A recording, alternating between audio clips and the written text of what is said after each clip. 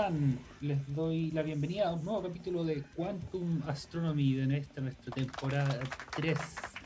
Increíble que estemos todavía en esto, así que mi agradecimiento más grande va para ustedes quienes nos siguen fielmente cada semana. Que Conmigo está, estemos por en supuesto, temporada 3 o cuarentena.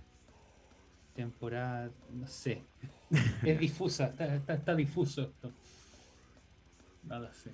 Pero junto a mí ya escucharon aquí su dulce voz. Me acompaña el sensei a la chilena Luis Rodríguez. Luis, ¿cómo estás?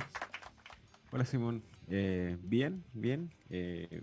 Con problemas de bajar de peso como siempre, pero estamos trabajando en eso, con, con mucho esfuerzo. Ahora la pandemia, la ansiedad hace que uno se descontrole harto. Es cierto, es ¿Y cierto. tú? Es difícil ahí mantener el déficit calórico. Ujú. También sufro un poco por eso, pero ya va a pasar, ya va a pasar. La ansiedad de la pandemia y la cuarentena, el estrés por la inestabilidad laboral, entregar la tesis de doctorado y entre otras cosas ha estado acuática. Pero no nos metamos en eso. Este es un Salgamos de programa ese pantano. lleno de positividad, sí, donde la vamos a pasar bien. Y el día de hoy yo estoy honrado de que la persona a quien invitamos haya aceptado. Soy un fan y un seguidor de su trabajo. Seguramente ustedes lo conocen porque hemos compartido varias cosas sobre él en nuestro perfil y también es un podcaster. Hoy tenemos aquí a José Utreras, Don Planeto, más conocido como el Planeta Errante. Hola José, muchas gracias por aceptar la invitación. ¿Cómo estás? Bien, muy bien. Contento de estar aquí con ustedes dos. Son divertidos ustedes dos en sus podcasts. Eso Gracias. intentamos. Eso intentamos, sí. Sí, qué bueno que se note. Como les dije en la introducción a José, él también tiene un podcast que pueden seguir junto a Liz. Nunca recuerdo bien su apellido. ¿Cervellán? Azerbaiyán, sí, Cervellán, Azerbaiyán. sí. Exactamente, apellido francés. Se llama Jugo de Ciencia, que seguramente vamos a estar comentando un poco más sobre eso a lo largo del capítulo. Pero por mientras les dejamos la invitación para que lo vayan a escuchar. ¿Dónde lo pueden encontrar?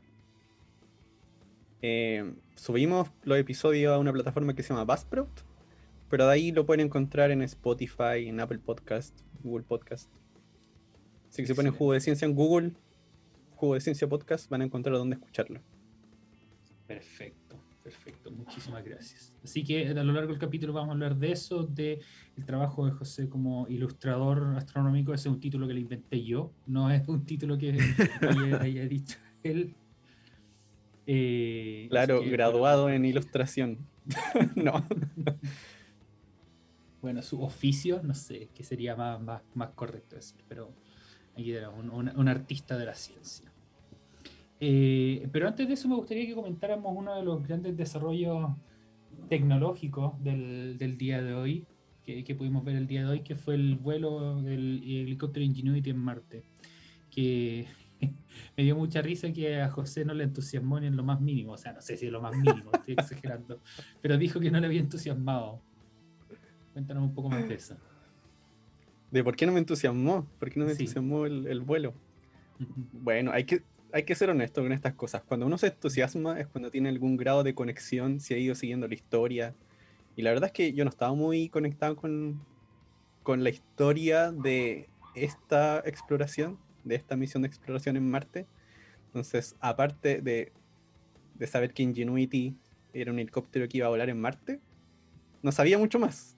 Entonces, cuando sabes muy poco, es difícil emocionarte. ¿Ya? No es Es como, cierto. no es que le esté tirando hate ni nada a Marte, a las misiones de Marte. Es verdad. Eh, pero me imagino que haber sido emocionante ver la transmisión, porque me pasó algo parecido al principio cuando estaba llegando la misión a Marte, pero cuando vi la transmisión y iban contando las cosas que habían hecho y mostraban a los científicos ahí en la sala de control, estaban todos nerviosos, esa parte era emocionante, porque ahí sientes y entiendes además como todo el trabajo que hay detrás. Y ahora también sí te pone a pensar un poco, es interesante el alcance que puede llegar a tener al futuro, suponiendo que esta es la primera cosa que vuela en otro planeta. Exactamente. Me co- Y ese era me- justamente el objetivo de la misión. No hay ningún instrumento científico en el Ingenuity ni nada de eso. Es solamente una cajita, una antena, un panel solar, un motor y unas aspas. Y unas patas. Nada más que eso. Porque es justamente una prueba de tecnología para ver qué pueda pasar en siguientes misiones. Si se Ni pueden siquiera una hibridizar. camarita. Y tiene una camarita, claro. La camarita que apunta hacia abajo. Para ver sí, si se pueden pero hibridizar las siguientes misiones. ¿Sí? sí, que me estaba preguntando si a partir de ahí se creará como un nuevo tipo de objeto que vuele.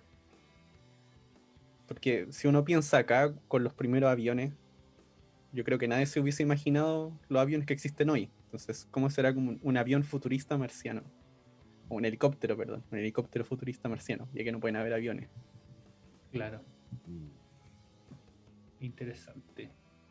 Bueno, ahora eso es lo divertido y lo que yo creo que cada generación ha sentido, que está viviendo en un momento donde la ciencia ficción y la ciencia están súper cercanas. Claro. En- Y bueno, también esto era un desafío ingenieril gigante detrás. Yo tampoco lo he seguido a profundidad, pero sí uno puede más o menos inferir los problemas ingenieriles que hay detrás. Entre eso para volar en Marte, el gran desafío es que la atmósfera es muy tenue. Y bueno, acá las cosas cuando vuelan, hay un factor importante es la densidad de la atmósfera. Digamos, es como cuando tú estás metido en una piscina y tú con tu propio cuerpo empujas el agua y eso te hace una fuerza de reacción que te permite subir.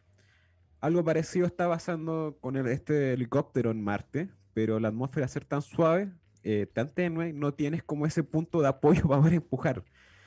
Entonces tienes que hacer un desafío para compensar de rotar más rápido probablemente, o tener aspas más grandes, pero eso también es un desafío de cómo envío algo más grande allá o algo tan eficiente en cuanto a la energía que consume, cómo la transformo en algo que rote y dure mucho tiempo, o sea, puede alcanzar la velocidad suficiente de rotación para poder levantarse. Bueno, pero también la gravedad es menor, pero creo que la atmósfera al ser más tenue te complica mucho más. sí, pues la gravedad en Sí, Marte, ¿cuánto es? ¿Un tercio de la de la Tierra? un 38%, sí. En 38%, claro, dos quintos más o Pero menos. la atmósfera es como una centésima más tenue que la de la Tierra. Exactamente. Así que esa diferencia es casi todo al final. Sí, ese es el objetivo principal. Entonces no podía hacer aspas tan grandes porque van a pesar mucho. Encontrar el balance estaba interesante. Y aquí habían simulado al menos las condiciones de temperatura. No sé si habían simulado las condiciones atmosféricas. Claro, la presión Tenían también una te... cámara, Ah, tenían ya. una cámara donde hacían como una especie de vacío para llegar a la atmósfera de Marte. Con la Mm. diferencia que no tienen toda esa cosa con el polvo. Que esa es No, una cosa que uno ve es, inmediato en las fotos, que se llena de inmediato de polvo, muy sí, rápido. en eso, justamente cuando me entrevistaron hace un rato, sí, voy a hacer publicidad, me entrevistaron hace un rato para la tercera y mencioné que ese era uno de los desafíos a superar. Y era un evento bien aleatorio al final. O sea, una ráfaga de viento marciano que por muy tenue que sea, el viento sopla bastante rápido, entonces levanta polvo, polvo, polvo. Y así han sufrido varias sondas. La InSight, creo que fue, que es un lander, ese no tenía vehículo que se movía, era solamente un lander, que fue la primera que midió actividad tectónica en Marte. Ujú. Esa creo que estaba teniendo problemas por tormentas de arena. Y esa, dado que no se puede mover, queda cubierta de arena y tiene que esperar que el viento sople nuevamente y se la lleve. No hay más opción. Ay, qué mal. Por eso, sí, por eso pasaron a los rovers con energía nuclear, para Claro. no, Ah, para no sufrir ese problema. Sí, bien pensado ahí. sí, Como para exactamente. poner el meme. Exactamente. No te puedes quedar sin energía solar si no dependes del sol. Excelente. Así Sí. que eso es un Oye, desafío. O sea, y lo ¿cómo? otro, que aparte, bueno, aparte de esa parte de ingeniería de ver cómo volar, ¿cierto? Toda la aerodinámica, etcétera. El otro problema que tiene es que hay un delay en enviar las señales a Marte, ¿cachai? Entonces, como imagínate controlar a un auto a control remoto, pero que el auto responda unos 6 minutos después, por ejemplo, de lo que tú enviaste el comando, pues. Entonces, también es complicado esa cuestión. Yo Claro, no no. existe la reacción. Tienes que saber Exacto. de principio a fin lo que quieres que haga. Tiene que estar Exacto. bien En este planificado. momento, por la situación de los planetas, por la posición de los planetas en la órbita, estamos a 16 minutos luz de Marte. Ah, ya. Entonces, 16 Y, minutos se demora más o menos en llegar la señal. no, O sea, y el futuro es que sea como estos autos que se manejan solo. Entonces. sí, de hecho, las misiones de este Ingenuity, por lo que estaba leyendo, deben alcanzar cierta autonomía. O sea, se le programan algunas instrucciones muy básicas del tipo despega acá y llega acá, pero la autonomía entre medio ahí está ya programada, justamente para evitar este problema, que es lo mismo que pasa, me acuerdo que lo discutimos en los amortizajes. El tiempo total de amortizaje es menor que el tiempo que toma comunicarse con Marte. ¿Cómo? Espera, repítemelo. El tiempo total del amortizaje, desde que entras a la atmósfera de Marte hasta que llegas a la superficie, ¿Ya? es más corto que el tiempo que le toma llegar Ah, a la ya, señal de Marte, de la Tierra a Marte. claro. Entiendo, entiendo. Entonces todo está programado de antes. Y de hecho, este vuelo ocurrió como a las 3 de la mañana, a las 3 de la mañana y algo, hora chilena, y la conferencia de prensa fue a las 6 de la mañana, a las 6:30. Entonces, durante todo este tiempo se cargaron los datos, se enviaron, no es que la transmisión haya demorado 3 horas acá en llegar, sino que durante ese tiempo Ingenuity manda los datos al Perseverance, Perseverance se comunica con el orbitador que está en Marte, alrededor de Marte, y ese orbitador después envía la señal acá a la Tierra. Uy, qué complicado. Sí, Oye, es no habrá gente que creerá que es un montaje. Sí, todo el como, rato. Es raro que no haya habido como tanta duda, tanta teoría conspirativa respecto a Marte. supongo que están ocupados con las vacunas. Tienen que parar eso para que se metan con Marte. Ah, sí, po. Una conspiración a la vez. No les pidan tanto. Oh, perdón, no alcancé a mutear. Eh, entonces, bueno, eso ocurrió en la mañana, en la madrugada del día de hoy. Hay un montón de páginas que están sacando información. En la página del Instituto de Astrofísica de la Católica estamos planeando algo que ya va a estar arriba en el momento que ustedes escuchen este capítulo. Eh, sé que más Telepaneque hizo un live, o va a hacer un live. Es complicado hacer esto, hablar eh, sobre el pasado de algo que va a pasar en el futuro. Mira, Sí, aquí difícil. déjame que abra una charla que hice hace tiempo, ¿Sí? donde yo calculé el tamaño de las alas de un pájaro, ¿cierto? En función de la densidad de donde, o sea, me salió, en función de la masa y la densidad de donde vive. Entonces, esa queda que el largo de ala, que se llama, que es como el ancho de ala, de un extremo a un extremo, finalmente te queda, usando órdenes de magnitud, proporcional a la masa partido por la densidad y todo eso en raíz cúbica. O sea, Pero obviamente, masa partido por densidad no es como el volumen. sí, ¿O no entiendo? claro, pero esto quedó justo ahí por casualidad, digamos, en eso. Es densidad del fluido en todo caso. No es Ah, ya, no es ya, no es perfecto. la densidad del tipo. Es la masa del pájaro o del ave o el bicho con alas partido por la densidad del fluido. Entonces, bueno, esta formulita la probé en varios animales acá en la Tierra y me daba muy bien. Y si eso tú lo llevas a Marte, déjame ver dónde está. Eh, ya, por ejemplo, un zorro, estamos pensando, aquí lo hice con un zorro porque era de PG, pero un ganso más o menos pesa lo mismo, tiene una extensión de alas de 1,8 metros. Si esto tú lo extrapolas a Marte con su densidad, va a necesitar unas alas de 7,2 metros. O sea, eso es lo que estábamos comentando. Chiquitito. Sí, Más grande que el albatros, pues el albatros es el ave que tiene la extensión de alas más grande en la Tierra, al menos en este momento, y son como 3,5 metros. O sea, esta cuestión sería un pterodáctilo. claro, por lo que decíamos, tú te impulsas, ¿cierto? De alguna forma empujando cada una de estas pelotitas que componen la atmósfera de aire, llevándola a un término muy simplista. Entonces necesitas mucha área de alas para pegarle a esas cuestiones, para impulsarte hacia arriba. Entonces hay que compensar eso con que el motor gire rápido y para eso necesita energía. Entonces tiene que ser algo que almacene energía muy eficiente. Bueno, eso. Quería compartirlo. Entonces, eso es algo de la información que les podemos contar. Si quieren saber más, busquen ahí NASA Ingenuity, eso, el helicóptero de ingenuidad. Para cerrar el tema, estos nombres: Ingenuity, el del helicóptero, y Perseverance, el del robot, el del vehículo, no fueron elegidos por la gente que hizo la misión, sino que fueron votados. Fueron nombres que sugirió la comunidad. Una historia que me gusta. Fueron niños, po. Fueron niños los que eligieron los nombres. Ah, eso no lo cachai. Yo pensé que había sido público más general aún. No, Y- Ingenuity lo eligió un niño. No, perdón, una niña. Un niño eligió el de Perseverance. Ya. De hecho, creo que hay unos videos donde muestran el momento en el que eligen el nombre. Y es como una sala de conferencia diciendo, y el nombre de la misión será. Y está lleno de niñitos. Es Ah, qué bacán. como. Y eligen el nombre y no sé, pues, y nombran al niñito que fue el que eligió ese nombre.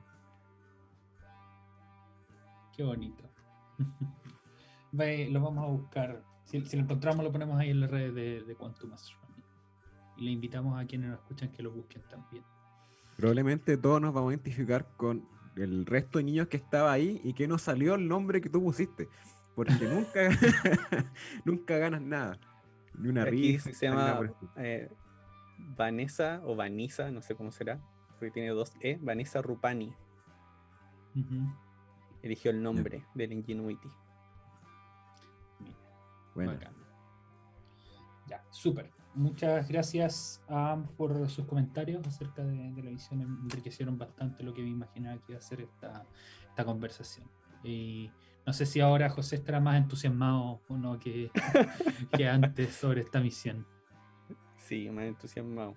Sí. Una cosa que me llamó la atención leyendo sobre la misión, era que decían que lo más probable es que se acabe antes que la fecha máxima de la misión, porque Ujú. como van a hacer pruebas, es muy probable que se caiga al suelo, Sí, que que se algo salga estrella mal. y que hasta ahí llega sí, y que hasta ahí llegue la misión. Pero igual es bueno ver que eso es como algo esperable, que llegue a estrellarse el helicóptero. Exacto. Porque finalmente hay que entender es que es justamente para probar, para hacer Sí, ensayo y error, y después mandar otra cosa. exactamente. Echando a perder se prende versión NASA. Bien. Uy, Vamos pero hay ¿sí? otras veces que la han echado a perder bien grande. Ah, sí, sí, sin duda. ¿Ustedes tienen un como, capítulo de eso, no? De grandes errores. Sí, No. si hay un episodio que se llama Chascarros, donde Liz habla del Mars Climate Orbiter, Ese fue el que donde falló porque no se pusieron de acuerdo con las unidades. sí, con el sistema de unidades. Iba todo bien hasta la parte en la que tenía que entrar en órbita, y ahí ese sistema usaba unidades imperiales, usaba pie, libra, y ahí se fue toda la vez. No. Ay, para algo existen estándares. Ya, en fin. Pasando a otro tema, entonces vamos a, en estos dos bloques, en este, lo que queda de este y en el siguiente, vamos a hablar un poquito acerca de la investigación que desarrolló José, que tiene que ver con discos galácticos o rotación dinámica a distintas escalas y trabajando con simulaciones numéricas. Me parece bien interesante. Hemos tenido ya un par de personas que trabajan con simulaciones, Camilo y Inesa, así que podemos ampliar un poquito más sobre eso. José, cuéntanos cómo llegaste a esta área de investigación. ¿Cómo llegué a esa área? Ya. Sí. Me acuerdo que estaba en el pregrado y no tenía muy claro qué tema quería investigar. Y tomando algunos ramos, me di cuenta de muchas cosas que no me interesaban mucho o que no me llamaban mucho la atención. Que era la parte de observar, debo ser honesto. No me llamaba Entiendo. mucho la atención realmente. Entonces Aquí tienes a estaba en uno la de los duda. tuyos, a Luis. Sí, estaba en la duda en un principio de desinteresarme por la cosmología o por alguna otra cosa. Y ahí leyendo algunos libros, un libro que de hecho fue el primero que me compré de astronomía, ahí mencionaban experimentos que eran con simulaciones numéricas de varios puntitos al final. Ujú. Porque tú puedes hacer una simulación de varios puntitos que representen planetas, pero aquí eran varios puntitos que representaban una galaxia entera. Y eso lo vi en un libro que diría es mi libro favorito, que es de dinámica de galaxia. Ujú. Y de ahí empezó todo. De ahí Es empezó. perdón, es el Galactic Dynamics. Sí, sí, ese mismo. Ya, perfecto. Ese es Vine entre main. Vinny and Tremaine. Ya, sí. Uno de los libros que tuve que estudiar en el posgrado para el examen de calificación. El examen. Sí. Ay, Estresante. sí. Interesante. Súper. Y recuérdanos un poco, hemos hablado con otras personas que vienen de licenciatura en otro lado. Tu licenciatura es en la Universidad de Chile, ¿no? Sí, en la Sí. Universidad de Chile. Ya, perfecto. Y ahí tienes que hacer una investigación final, tipo tesis, práctica. En la O, licenciatura no. ya. Tienes, O sea, o sea, hay una práctica. ujú, Hay una práctica y tienes un ramo de investigación. Investigación ok, dirigida durante el pregrado. Entonces, en ese ramo de investigación dirigida, ahí fue la primera vez que trabajé con simulaciones, no en la práctica. perfecto. En la práctica fueron observaciones de medir, no de medir, de ver la rotación de estrellas Ujú, y encontrar anomalías en la distribución. Porque hay perfecto. algunas anomalías en, como en el grado de rotación, que hay algunas estrellas como que rompen la norma que uno esperaría de cómo deberían rotar las estrellas. Entonces uno dice, Ujú, tal vez esté asociado con algo, como con un campo magnético. perfecto. Pero luego de eso, tuve un curso de investigación dirigida donde ahí tenía que ver cómo inicializar eh, simulaciones de discos. En este caso Ujú, eran discos protoplanetarios con un planeta al medio. Y ver cómo se iban formando espirales en un disco, cómo se iba formando lo que uno llama el gap, esa discontinuidad donde se crea como un vacío en el disco ujú, protoplanetario. Esas típicas imágenes que uno ve de ALMA, que uno ve varios anillos, claro. algo por el estilo. Eso fue ahí fue cuando conocí las simulaciones, en ese curso de investigación dirigida con quien fue mi profesor guía, Andrés Cala. Ya, súper. Para aclararle a la gente, cuando tú hablas de simulaciones, se hacen con un software o un código que ya existe, que no tuviste que programar tú. Claro, Ya, sí, sí. Todas estas cosas, todo el área de crear un programa para hacer una simulación ya es como un área de trabajo. claro. Solamente crear el código. O sea, hay personas que se dedican en su tesis o después de su trabajo como postdocs a crear esos códigos, a ir mejorándolo.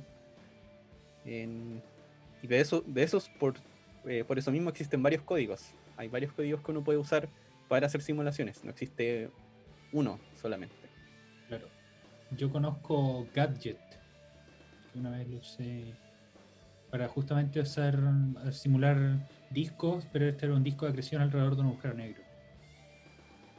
Claro, sí. Ese fue el primero que usé también, Gadget. Ya, excelente. Bueno, y entonces te mantuviste en esa área, después hiciste posgrado. Sí, después estuve Sí. en el posgrado en la Universidad de Chile. donde ahí yo diría que mi carrera representa bastante bien mi dispersión. Ajá, ¿por qué? Cuéntanos un Mi poco camino más. en la investigación ahí es tan disperso como mi personalidad. Porque, porque en un principio, la idea era estudiar el crecimiento de agujeros negros. Esa era la idea inicial. Ok, Estudiar cómo crecen los agujeros negros en distintos tipos de galaxias. Después podemos entrar en más detalle en eso. Pero después eso se transformó en estudiar qué tan rápido forman estrellas esas mismas galaxias, que fue una pregunta como que apareció entre medio del camino que había que solucionar, y al final eso terminó siendo el tema, y después eso se convirtió en cómo se distribuye la rotación en una galaxia, en el gas. o sea, ¿cuántas veces Pen- cambiaste de escala? claro, claro, y todo partió con los agujeros negros, pero eso al final nunca fue parte de mi trabajo final, po. El inicio fueron los agujeros negros, pero Terminaste ya no, estudiando lo que no está son alrededor. parte de ninguna parte. ¿Cómo, Luis? No, que terminó estudiando lo que está alrededor, básicamente, de los agujeros negros. Claro. Sí, es que El... el mayor problema era que para poder estudiar lo inicial había que responder otras preguntas que no tienen respuesta todavía, no tienen respuesta muy clara. Para poder Ujú. hacer esa suposición que estábamos haciendo en el principio. Claro. No, sí, te entiendo perfectamente bien. Sí. Que me ha pasado. Sí, nos Uno gustaría parte saber con esto, ciertas pero para cosas, eso necesitamos leer otra cosa antes. Claro. pero así se Quieres hace hacer la el ciencia, po. paso.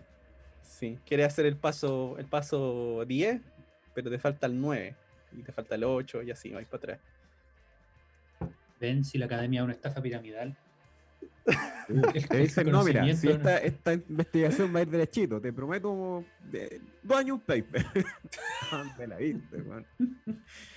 Claro, No, mi No profe funciona jefe así. me dijo, mira, si tú me haces un paper, yo en 2 años más te voy a hacer tres.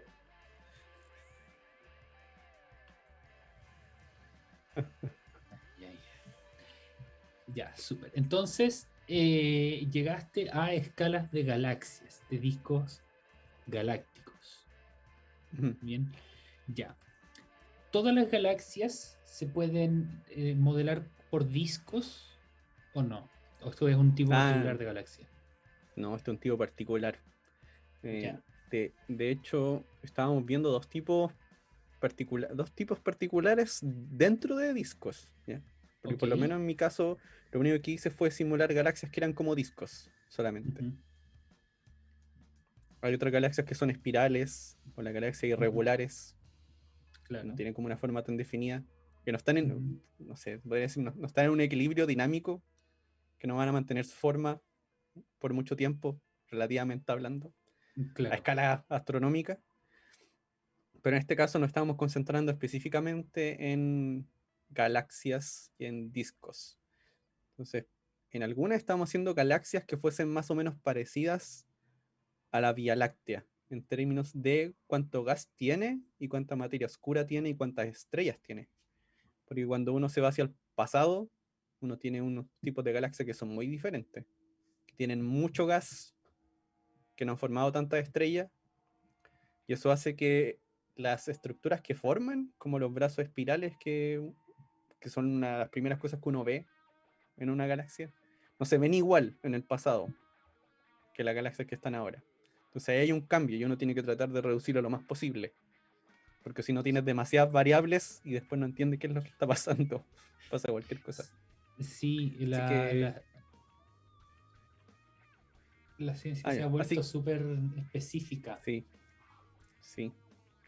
Así que tratamos de usar galaxias bastante parecidas a la Vía Láctea y habían otras que lo que hacíamos era estudiar solamente la parte del núcleo de galaxias.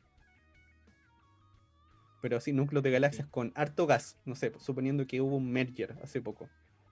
¿Sí? Entonces esa es la parte del disco nuclear, la que está cerquita del agujero negro. claro.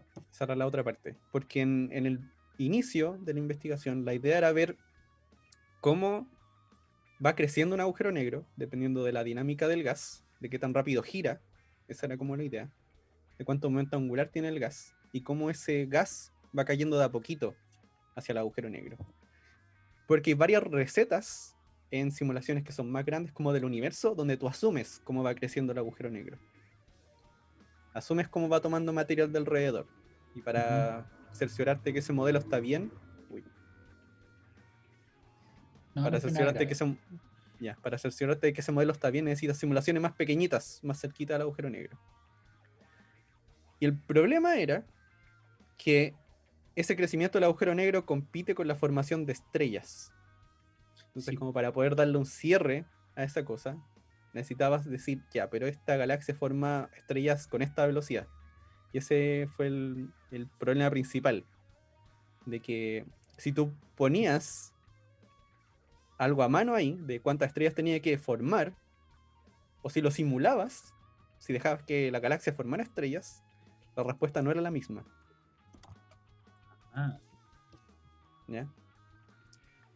Porque en principio todo esto se basaba en una ley de formación estelar, que le llamamos ley porque es algo observable. Tú como mides varias galaxias, mides la rotación de varias y mides su tasa de formación estelar Ujú. y creas algo que se llama una ley. Y tú veis que se forma una especie de línea donde las galaxias que giran más rápido forman estrellas más rápido.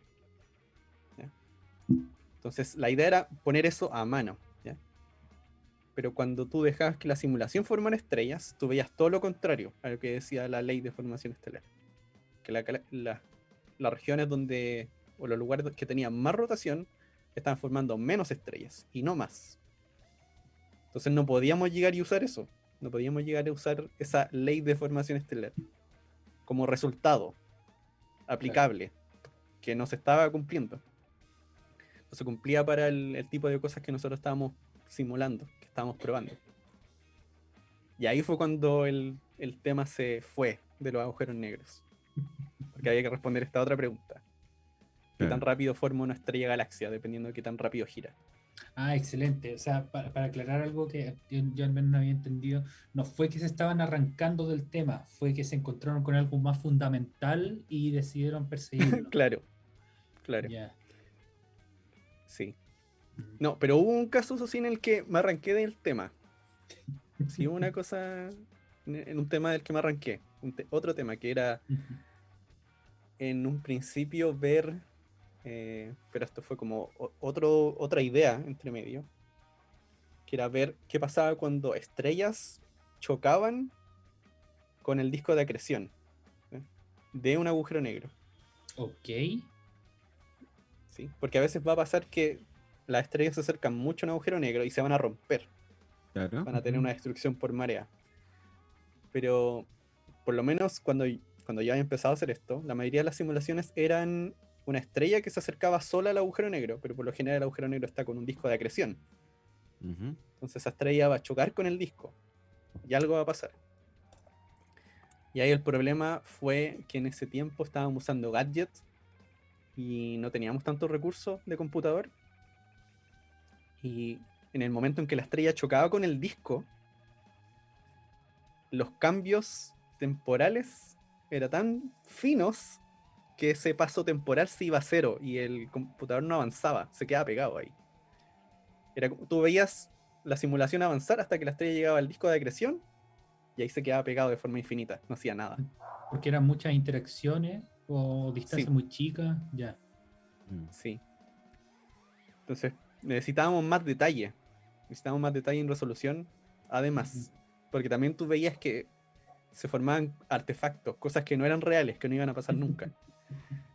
Y ahí fue como, ya, no podemos hacer esto con lo que tenemos. Habría que hacerlo En... mucho más complicado y no tenemos recursos para simular eso nomás. Claro,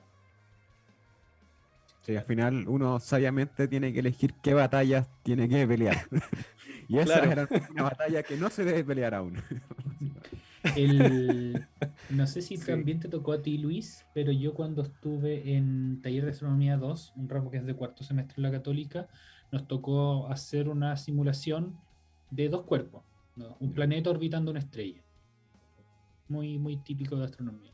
En ese tiempo programabas con C y lo que teníamos que hacer era un método que se llama, teníamos que usar un método que se llama Runge-Kutta, que es resolver con fuerza bruta una ecuación diferencial.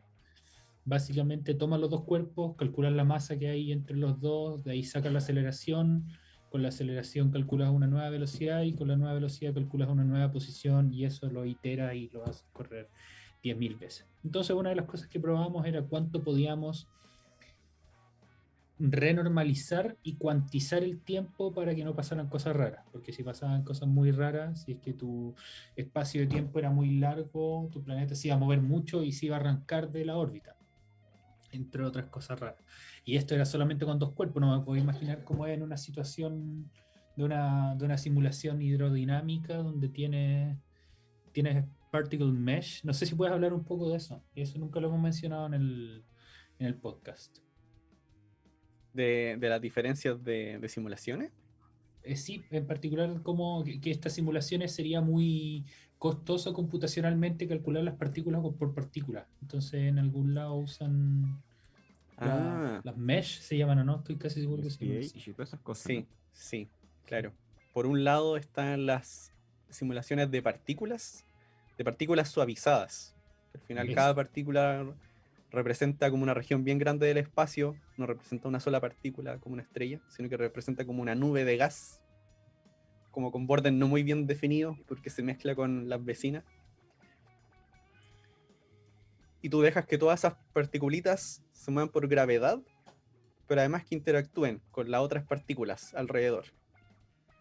Y ahí tienes que comenzar a hacer recetas numéricas. ¿Sí? Suponer de, por ejemplo, cuando tienes dos partículas que en realidad representan nubes de gas, cómo se transmite la temperatura de un puntito a otro, cómo se transmite la velocidad de un punto a otro, suponiendo que son nubes en realidad, que son una cosa más grande. Y ahí a veces tienes que hacer algunas suposiciones y algunas elecciones. Y luego, cuando haces eso, haces tests, haces pruebas de cosas que sabes que deberían dar. Y eso, por lo general, se hace con inestabilidades, como con formación de nubes. No sé si han visto unas nubes que tienen como forma de ola. Sí, esa se llama la inestabilidad de Kelvin Helmholtz. No, Se me confunde la de... Pero creo que sí. sí. Aquí lo estoy viendo en el tweet, en un tweet de Andrés Mesa, astrofísico de la Chile. Tiene el tweet fijado, es la inestabilidad de Kelvin Helmholtz. Sí, entonces esa misma. Esa es una de las típicas pruebas para saber si la parte hidrodinámica, o sea, del fluido, de si estar simulando bien el fluido, si es que pasa esa prueba o no. Y así hay varias pruebas, de que tienes todos los checks y ahí tu código se puede usar. Entonces, unas son partículas y las partículas se van moviendo. El otro tipo es de grilla adaptativa. Y hay una cosa diferente, porque cuando tú tienes puntitos, van a haber lugares donde los puntitos van a estar más concentrados que en otros. Entonces ahí tú vas a tener más puntitos donde hay más gas, donde hay más densidad de partículas. En cambio con las grillas tenemos que imaginárselo como píxeles, pero en 3D. O tal vez como un Lego, como tratar de Claro, hacer eso una te galaxia con refiero. Legos. Sí. Y en este caso de que sea adaptativo, es que tus piezas de Lego son cada vez más pequeñas, donde quieres que haya más detalle. Que tendría bastante sentido si tú quieres hacer como una especie de Lego, no quieres tener piezas chiquititas para todo, si es que quieres ser eficiente. Quieres que lo que Exactamente. sea como más difuso, más en promedio, ocupen bloques más grandes, pero la parte donde tenga mucho detalle, como no sé, los brazos espirales o algunos lugares que sean cúmulos de estrellas, tener piecitas más chiquititas para que se noten en tu simulación de Legos de esa galaxia. Eh, que al final son como unos cubos, unas cosas en 3D. Y ahí tienes que Claro. ver cómo, de nuevo, cómo cada uno de estos cubitos interactúa con los vecinos.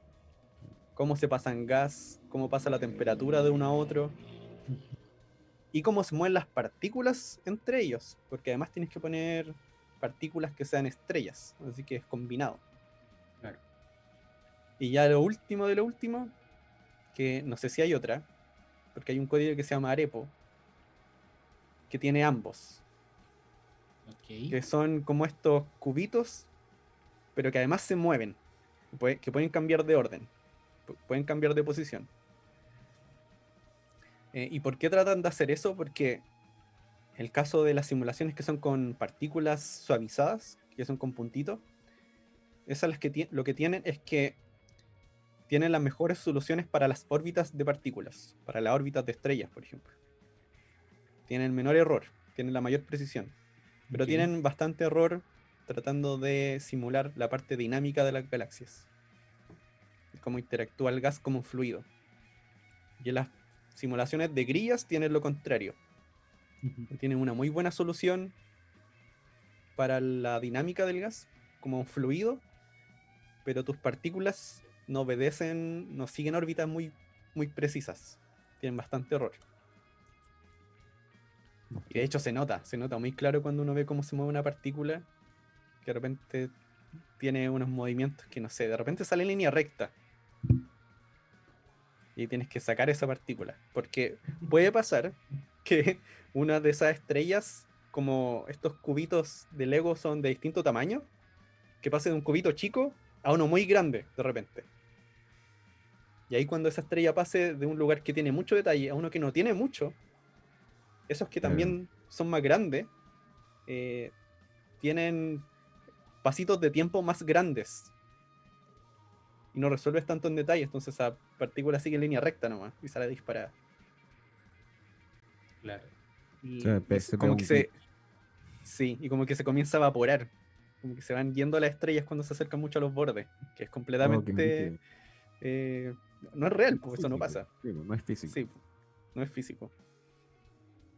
Qué cuático meter toda esta física porque tenéis que meter dinámica, tenéis, o sea, gravedad, tenéis que meter procesos radiativos también, si es que tu simulación es completa, porque el gas tiene que responder Hoy. a emisión de radiación electromagnética. Entonces tenéis que meter física de plasma también, y un montón de otras cosas. No es Sí, solo gravedad. eh, sí, aunque por lo general cuando pone hartas cosas, las simulaciones suelen ser muy chiquititas. Claro.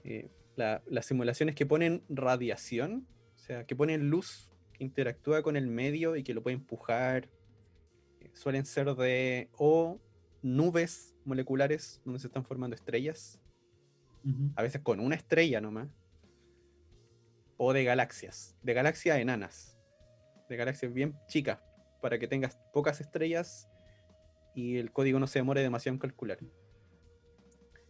Y de ahí, por lo general, lo que se trata de hacer es comparar eso que estás calculando con alguna aproximación numérica, ver cuál funciona mejor.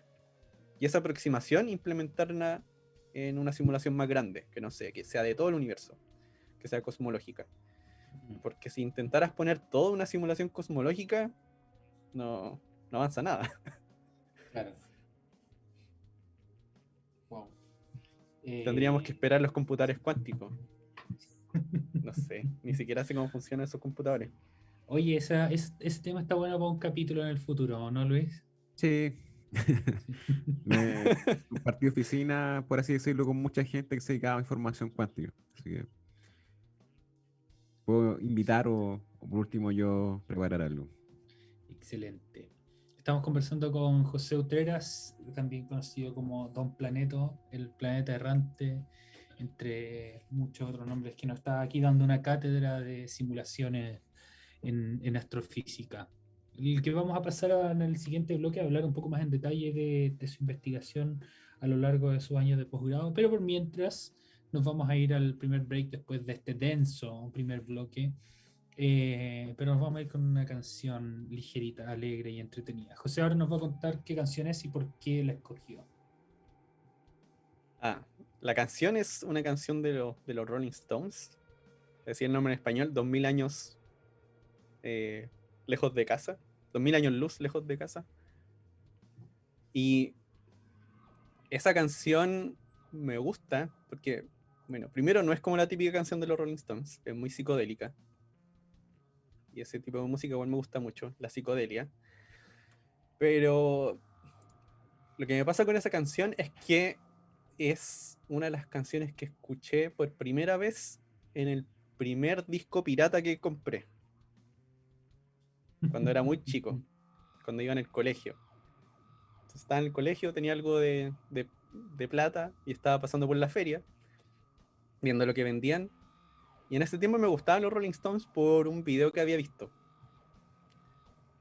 Eh, y veo que están vendiendo un disco que era discografía completa, que era algo Ah, que esos son vendían muy mucho en buenos. ese tiempo. Claro, pues era discografía completa. Entonces compré eso y llegué a escucharlo en la casa, po. Y de repente me encuentro con un álbum que decía, ¿qué es esto? Esto no suena a nada, nada que tenía esperado escuchar. Que era de un álbum que se llama Their Satanic Majesties, que es Ah, muy sí, sí, psicodélico. sí. Sí, muy, muy controversial por el título y por la portada también de los Rolling Stones. Sí. Y ahí estaba esa canción, 2000 Light Years eh, from Home. Y Excelente. bueno, también mencionan cosas astronómicas, no sé, pues mencionan Aldebarán en la canción. ¿Y cuál es la distancia de Aldebarán? No, es más cerca. Ah, más cerca. Deben Ya. ser como, deben ser como el orden de 60 años luz nomás, no 2000. Claro. Bueno, estaba a la pasada. Está de camino, claro. Exactamente. Súper. Entonces vamos con esa canción, Don Fulgor, 2000 Light Years from Home. ¿Así era? Sí. De Rolling Stones. Que la disfruten.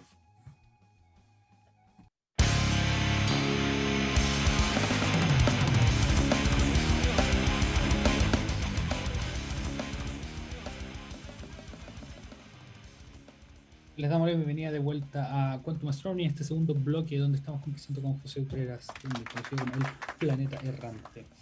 Después de esa gran introducción que tuvimos en el bloque anterior sobre simulaciones numéricas en astronomía, vamos a pasar ahora a hablar un poco más en detalle sobre la investigación de José. Bien, entonces nos comentabas que te habías movido a discos en escala galáctica. Querías ver, entonces, perdón, en particular leo acá que querías ver interacciones entre elementos a escala de la galaxia con elementos a escala de las nubes moleculares. Bien. Una nube molecular, que es una región de gas frío, por lo mismo se llama molecular, porque puede formar moléculas, es donde se alcanzan densidades que pueden formar estrellas. ¿Qué tamaños tienen más o menos las nubes moleculares?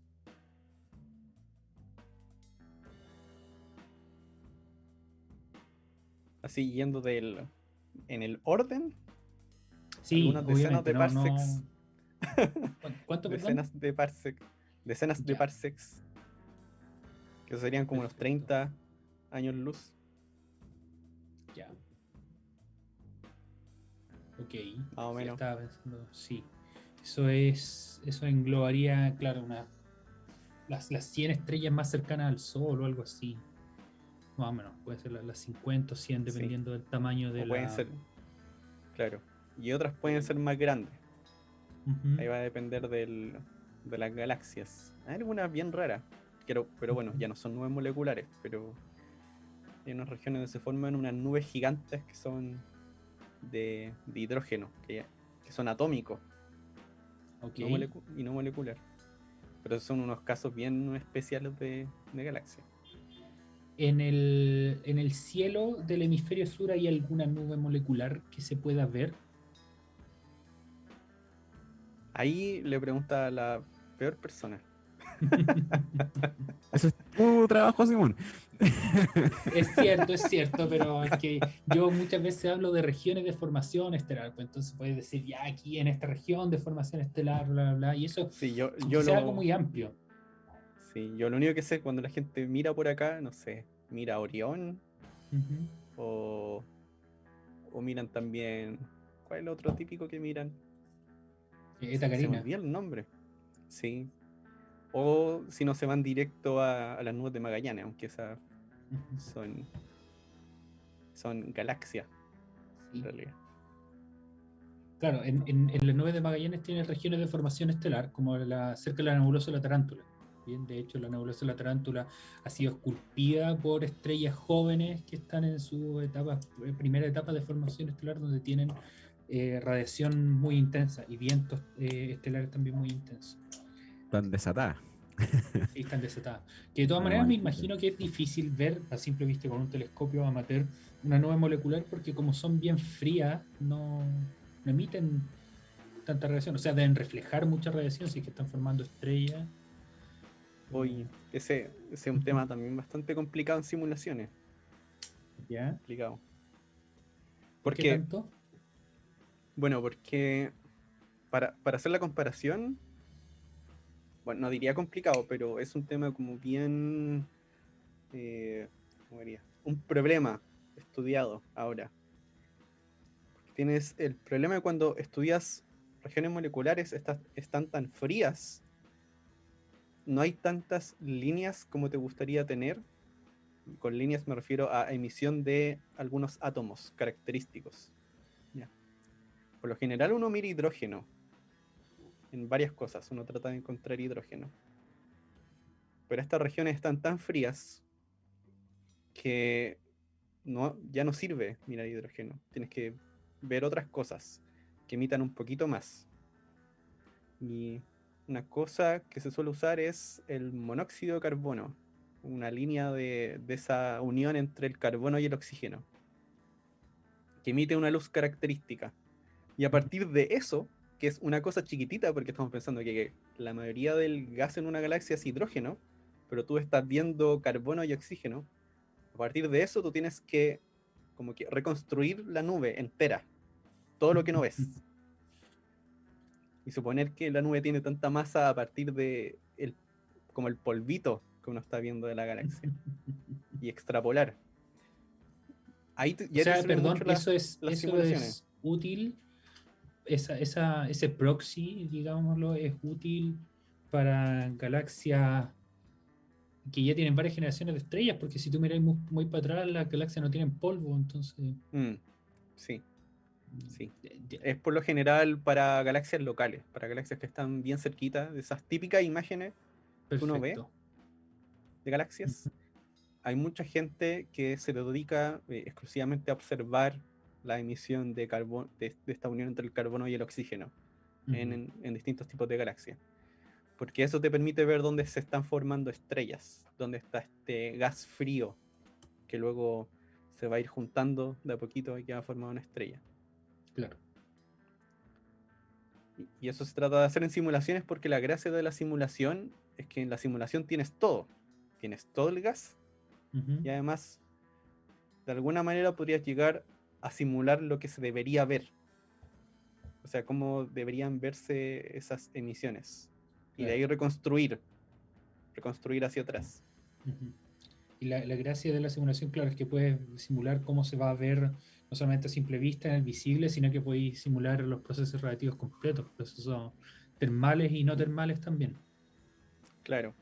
Y me acuerdo que por lo menos los últimos años que Ujú. estuve estudiando y había harta gente que estaba trabajando en eso. Perfecto. Bien, entonces continuamos. Hablamos ya de las nubes moleculares y hablemos un poco ahora de dinámica de la rotación galáctica. Eh, Uh, ¿En qué pasaste en algún momento de hacer la simplificación de puras órbitas circulares a tener órbitas elípticas y un poco más caóticas? em, bueno, aquí, aquí las órbitas circulares solamente entran como la condición inicial, como cómo empieza tu galaxia.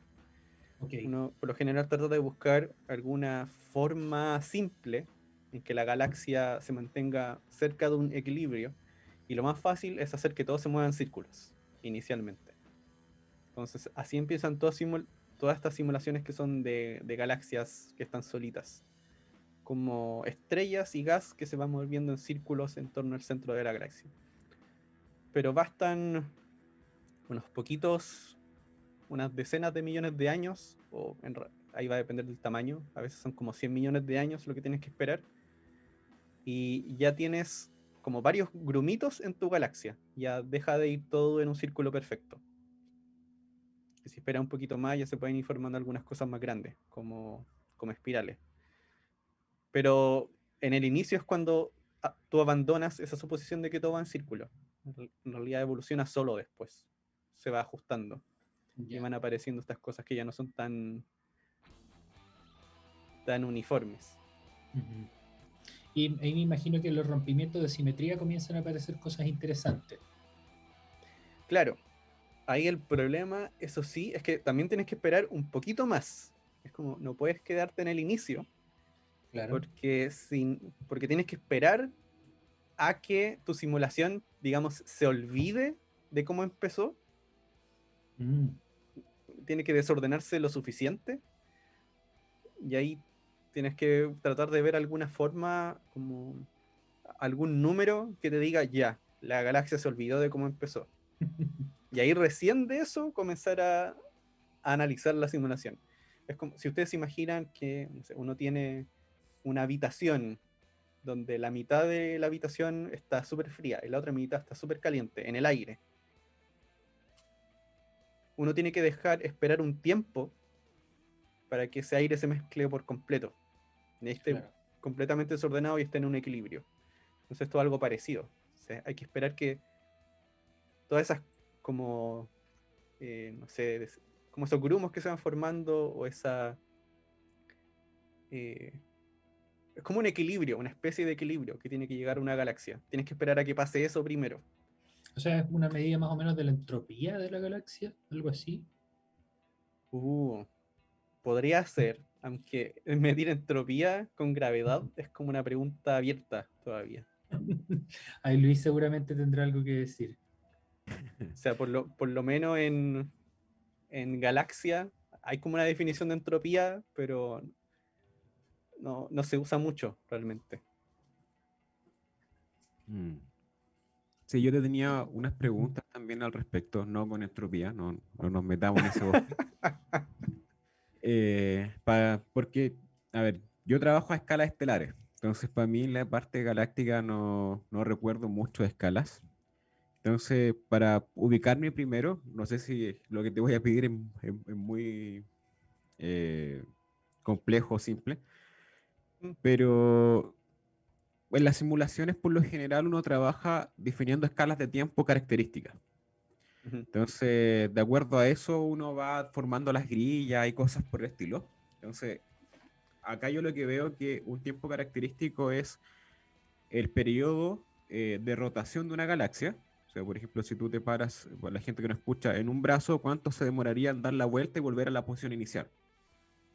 Claro. Entonces, más o menos, la evolución que tú hablas, tanto de órbita o como de colapso de estrellas, qué tan rápido es en comparación con las vueltas que da la galaxia. Si es algo de alguna forma que toma una eternidad prácticamente, o son sucesos que si tú te pones, por ejemplo, a escalas de tiempo de la rotación del disco, estas cosas serían muy rápidas. O como cuál es la diferencia en escalas de tiempo. O sea, si, no sé, pues, da una vuelta y aquí se formaron en el brazo, colapsó 1000 veces una nube molecular, o sea, colapsaron 1000 nubes, no sé, algo por el estilo. No sé si se Ah, entendió la pregunta. ya. Sí, sí, más o menos se entiende. Estoy tratando de pensarlo. A ver, uno puede pensar en tal vez la escala a las que se forman o a las que las estrellas comienzan como a interactuar con el gas una vez que se forman. Esos son como unos cuantos millones de años. Es poquito. Pasan unos pocos millones de años cuando ya se forman las primeras estrellas, las más grandes, y comienzan a interactuar con su alrededor. Ya. Esa es como una escala de tiempo importante en esto. Cuando Ujú. comienza a afectar al gas que está en la galaxia. Y la otra escala de tiempo que ya es más grande, que es la escala de rotación, esos van a ser varios cientos de millones de años, pueden ser. miles de millones, va a depender del tamaño de la galaxia, pero por lo menos un factor 100 de diferencia Ya. en escala de tiempo. Ya, entonces van a O sea, aparecer muchos sucesos en una rotación, por así decirlo. sí, Ya, eso es interesante. claro. Y en el caso acá, el problema era que tienes muchas investigaciones que investigan las cosas aparte. Eh, y hay un punto medio. Entonces, como, ¿cuál es el punto medio y qué pasa en el punto medio? Es como una pregunta eh, difícil de responder. ¿A qué me refiero con el punto medio? Hay varias investigaciones bastante antiguas, así hablando de años 2000, 2003, donde comenzaban a ver nubes moleculares en nuestra galaxia y en otras galaxias y a medir su grado de rotación, qué Ujú. tan rápido giran y en qué sentido giran. Y algo que, no sé, como que uno aprende en el caso del sistema solar, es que uno espera que todos los planetas apenas se formen, como que tengan un poquito del giro del disco del cual se formaron. Claro. ¿Ya? En la galaxia eso no pasa. ¿Ya? Tú tienes la galaxia que gira en un sentido, pero cuando ves las nubes moleculares que se formaron con ese mismo gas que está girando, esas nubes giran en posiciones casi aleatorias. Ya. No están alineadas con la galaxia necesariamente, ¿ya? Mm, Pero tienen un poquito de exceso a estar alineadas con la galaxia. Si tú calculas un promedio, el promedio gira con la galaxia, ya entiendo. pero por lo general es casi como es puramente aleatorio. Cuando tú ves cómo va girando, no pareciera que obedecieran el giro de la galaxia. Pero después cuando tú ves las nubes moleculares que son más grandes, mientras más grandes son, pareciera que ese giro sí obedece a la galaxia. O también cuando ves nubes moleculares que están muy cerca de otras, tampoco giran en cualquier dirección, como que tienen una estructura, como que tienen una alineación con la nube molecular que está al ladito. Ya, como que de alguna forma se compartieron alguna información entre medio. Claro, Ya. pero, pero también está esa duda, porque si ves que las que son más grandes siguen a la galaxia, significa que en algún momento eso se rompe, en alguna escala Exacto. se crea esta aleatoriedad. Y la pregunta también es, ¿de dónde viene esa aleatoriedad? Y ustedes ahí visualizan, o sea, yo igual sigo perdido también con las escalas de densidad y de las nubes moleculares. ¿Qué, cuáles serían como los rangos que tú tomáis para decir esto es una nube molecular interesante, que en escala es típica, o esto ya es medio intergaláctico, interestelar, como para hacer estas grillas, como para diferenciar básicamente? Ah, ya. Una de las cosas que uno puede contar, como que puede definir, es cuánta cantidad de partículas por centímetro cúbico. Ujú. Es como una forma general de definirlo, con un número de partículas por centímetro cúbico. Y por lo general, unas cosas que se hacen en simulaciones como tomar del orden de 100 partículas por centímetro cúbico. Son poquitas cuando se lo Ujú. imagina aquí comparado con el Con el aire, aire, con claro. la atmósfera, en la nada misma es prácticamente vacío, pero a escala astronómica es bastante denso. Son Ujú. hartas partículas. Y ahí es donde se van a formar las estrellas. Entonces, uno considera ese como el límite para diferenciarlo. Ya, ya. Va a depender también muy bien del nivel de resolución al que uno llegue. Claro, Porque entonces ustedes no en cada tratan simulación. este fluido colisional a nivel molecular, sino que, o a nivel partícula, tratan el fluido colisional, por así decirlo, a nivel de nubes. Y eso serían como unas partículas macroscópicas que están chocando. No, No no sé si... realmente. Ya. Sí, no es como que choquen, porque por lo general hay cierto nivel de orden, como en la velocidad que llevan una nube con otra, y al Ujú. menos en otras simulaciones cuando ven estos choques, suelen ser choques bastante suaves, digamos. Ya. No son muy violentos esos choques, son Entonces, despacitos, ya. se van fusionando de a poquito. O Es más sea, como aproximaciones, que una nube pasa alrededor de otra, tal vez, ujú. Entonces, y da ¿cómo es una que se vuelta. transmiten el momentum, digamos, ellas, la nube o cosas por el estilo? ¿Cuál es la interacción más grande? No creo que sean como en estabilidades hidrodinámicas, ¿cierto? Uy, hay varias, ahí depende. Ahí depende. Ya. Hicimos algunos experimentos y veíamos que habían cosas que cambiaban. Eh, por ejemplo, cuando hicimos algunas simulaciones donde lo que nosotros llamamos feedback estelar era muy Ujú. bajito. ¿Qué significa el feedback estelar? La cantidad de energía que inyectan las estrellas cuando la simulación va avanzando. Entonces, cuando se forman estrellas grandes, ¿Ya? algunas de esas van a explotar como supernova y van a inyectar energía. También van a haber otras que, como son muy brillantes, la radiación va a comenzar a empujar el medio y eso también inyecta energía.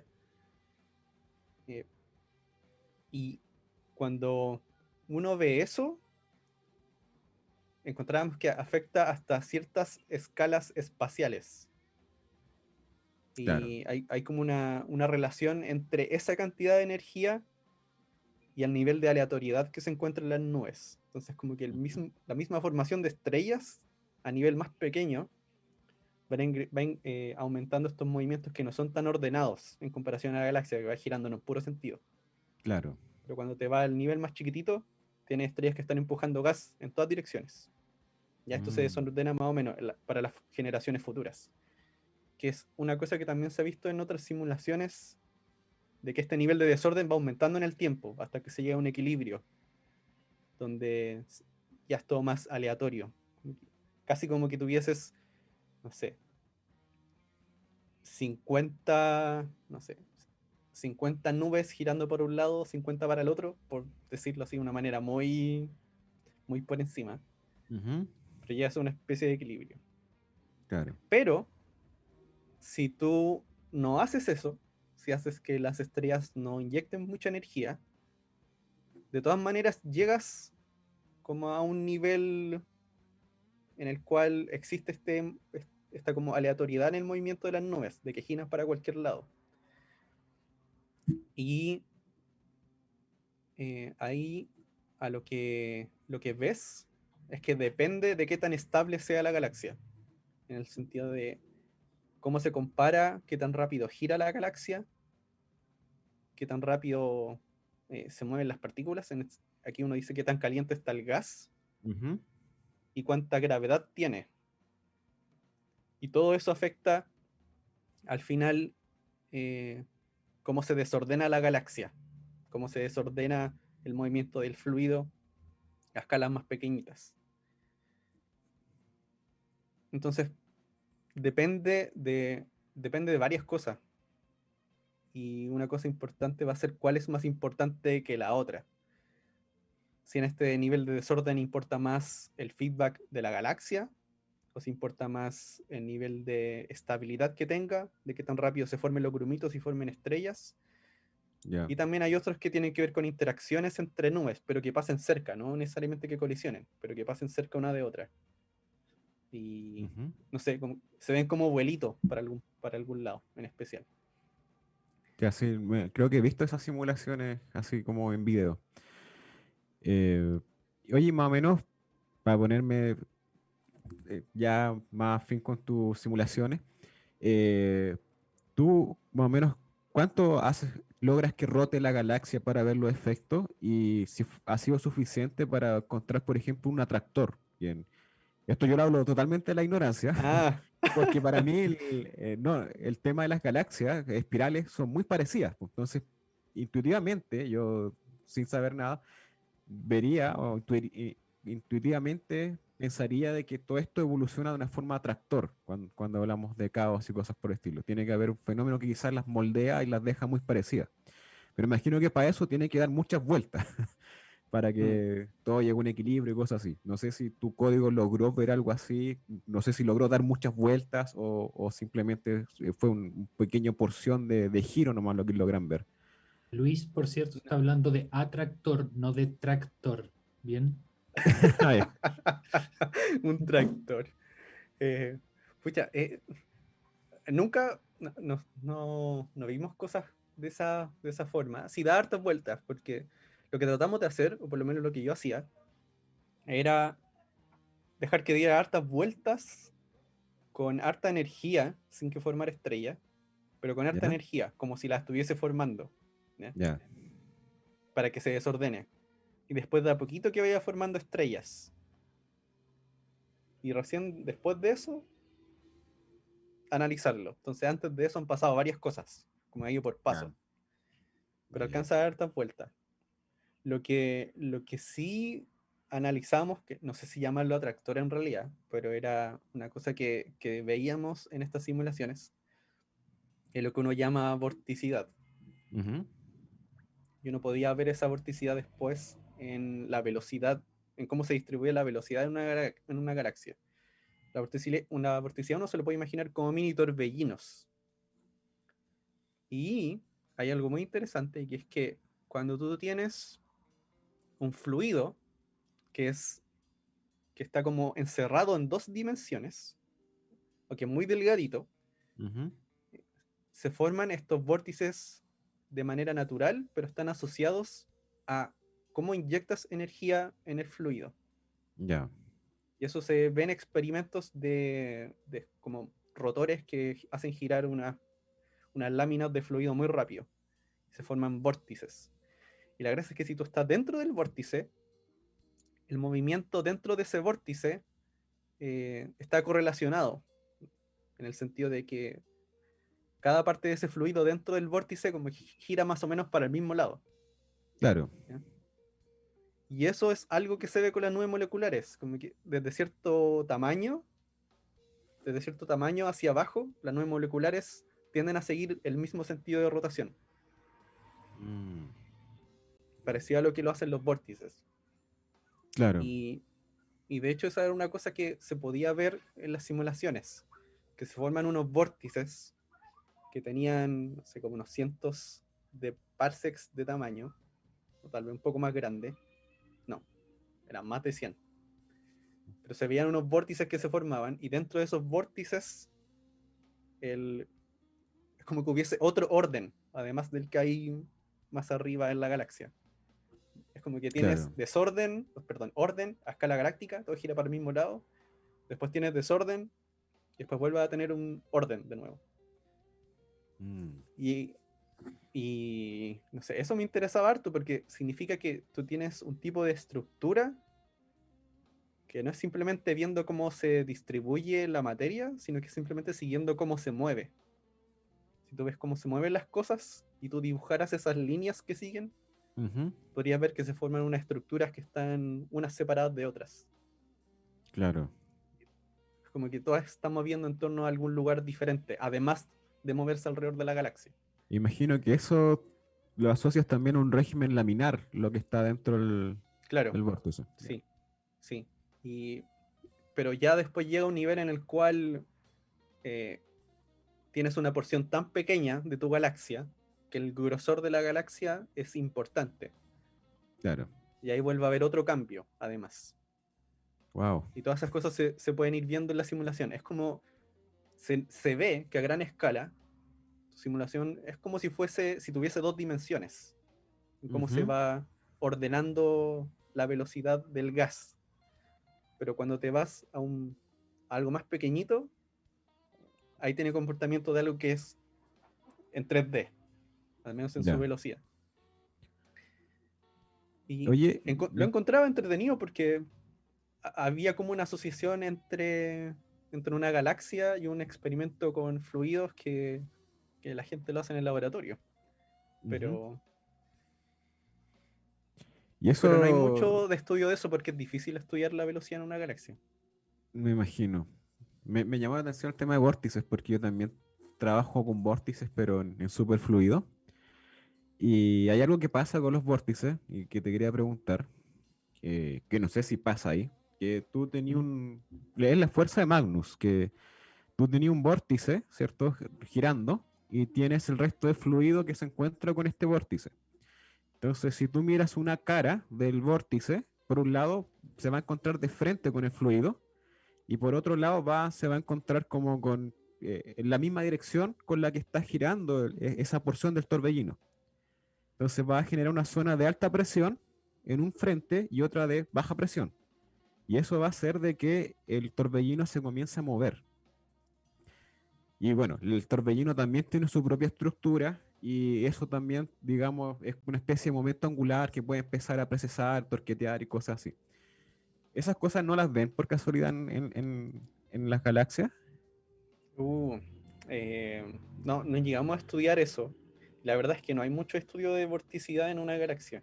¿Ya? Es como una cosa que se nos ocurrió hacer, así que no, Ya. como que no hay mucho con lo que comparar.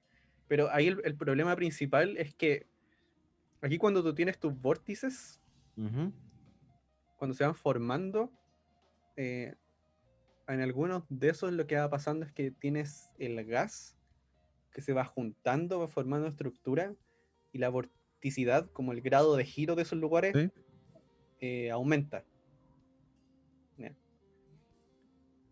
Y las zonas de los bordes de los vórtices, ahí tú sueles tener gas muy poco denso. Así que Ya. no es mucho lo que puede hacer en ese Está sentido. ya. Claro. Lo que sí, y es algo que por lo menos yo en estas simulaciones no hice, porque traté de hacerlo y no me resultaba para nada. Ujú. Pero sé que hay gente que lo hacía que lo hace en discos protoplanetarios, que es analizar cómo se distribuye eso. Y ahí uno considera la densidad, pero esto de ver cómo interactúan los bordes, al menos en el caso de discos, de galaxias, ni idea, realmente. Ya. Ya, pero como dices, es poco denso, así que también intuitivamente quizás la interacción no va a Sí, ser significativa. claro, pero sería interesante ver qué pasa cuando se encuentran dos. Claro. Oye, otra consulta que, bueno, que tú me llegó tu resumen de tesis, y esto parece una defensa, weón. Sí. eh, pero de verdad está interesante. Que, puta, no lo tengo, ah, tengo que buscarlo. Ya, pero de lo que me acuerdo, que tú decías que estabas modelando esto, obviamente, con un fluido rotando, y además se le agregaba una pequeña, no sé si llamarlo corrección o perturbación gaussiana. Eso es básicamente porque le estás dando una Ah, especie de velocidad maxwelliana extra, así como ya. random para No. que se vaya a cualquier lado, No, ¿no? no, no, no era eso. Lo que pasa es que lo que estábamos tratando de hacer era poder modelar cómo se mueve el gas a distintas Ya, escalas. Y hay algo que se hace mucho cuando tú quieres analizar la estabilidad de una galaxia.